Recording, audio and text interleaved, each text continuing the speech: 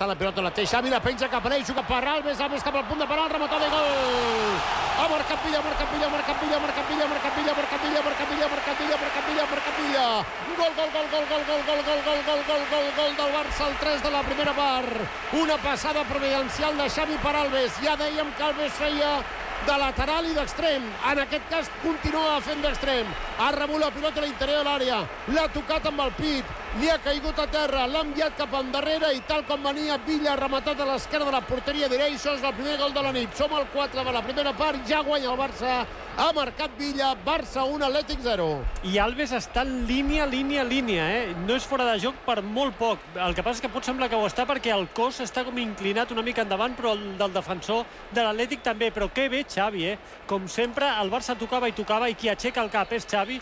Veu molt bé la desmarcada d'Alves, aixeca la pilota per sobre de la defensa de l'Atlètic i Alves molt bé, veient que venia per darrere Villa, envia una pilota d'aquelles que només l'has de rematar venint de cara, i Villa sensacional, amb l'esquerra o amb la dreta, perquè no ho veig clar. Jo crec que amb l'esquerra, Amb l'esquerra, sí. La tots Grissol. Atenció, que una centrada de Vidal cap endarrere obliga una intervenció de Sergio Busquets, penal.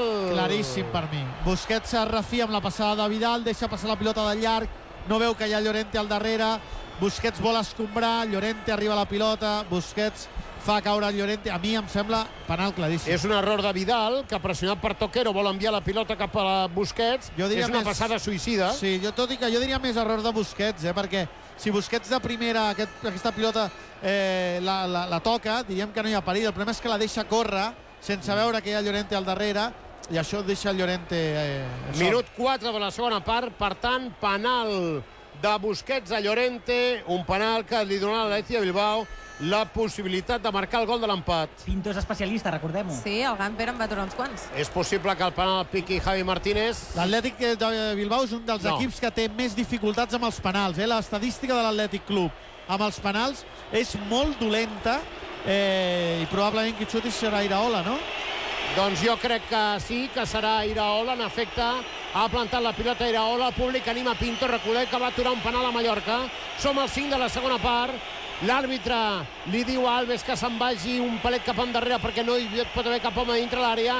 Xiula el públic contra la porteria del gol de baix. Atenció cap a la pilota Iraola, pica amb el peu dret, gol! Ha marcat Iraola al minut 5 de la segona part del partit. És el gol de l'empat.